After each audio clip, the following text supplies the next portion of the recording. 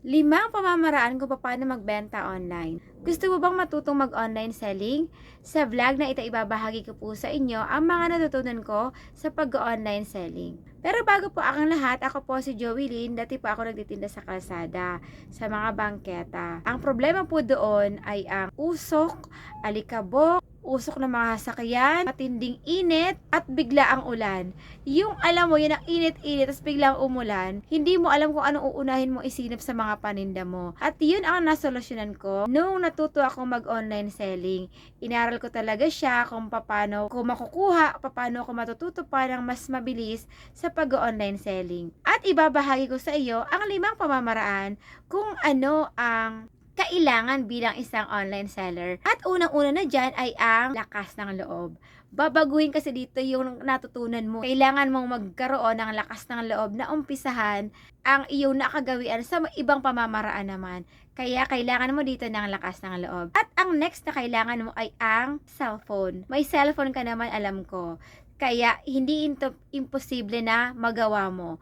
May cellphone ka naman, paganahin mo yan. At syempre, ang sunod yan ay internet. Kung may internet ka naman, given na, meron kang monthly na binabayaran, gamitin mo na sa mas magandang pamamaraan. Yung may return. Nagbabayad ka naman ng monthly, edi magbenta ka na, mag-alok ka na ng kung ano-ano dyan. Ang importante gumagana siya, nag-generate ka pa ng cash. At syempre, ang next ay ang produkto. Anong produkto ang ibebenta mo? Anong serbisyo ang kaya mo i-offer? Ikaw ba marunong mag-ganchilyo? Marunong kang manahe?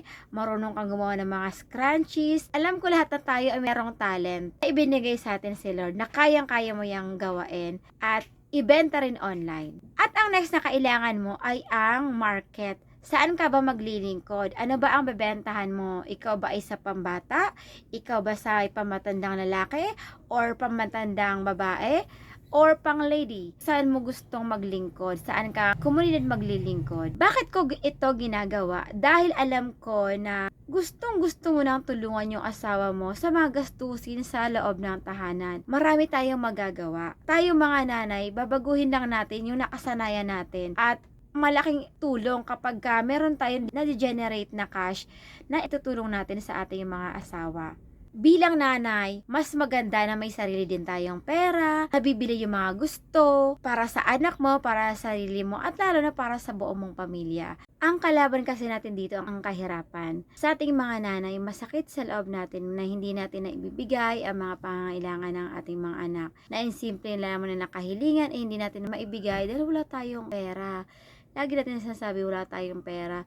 Pasensya ka na muna, anak. Kung marunong tayong mag-generate ng cash, marami tayong maibibigay sa kanila. At syempre, maibibigay natin sa kanila ang lahat ng kanilang pangailangan, mga gustuhin, na alam naman natin na magpapasaya sa kanila. At alam niyo naman na kapag masaya sila, ay sobrang saya na rin natin. Kaya kung isa ka sa katulad ko na nanay na gustong matutong mag-online selling, halika na. Gamitin mo na yung cellphone mo sa mas makabuluhang bagay. Kung meron po kayong binibenta online at gusto niyo pong makakakuha ng mga bebentahan, join na po sa group namin. Meron po kaming group na binuo na mga tindera sa palengke group. Dito po ay pwede kang mag-post ng mga binibenta mong product at kung ano mang ino-offer mo na serbisyo na kaya mong gawain. Mag-iiwan po ako ng link sa baba. At kung nagustuhan niyo po ang video na ito, maaari pong pakiclick na po ng like and share na po para po mas marami po tayo mga nanay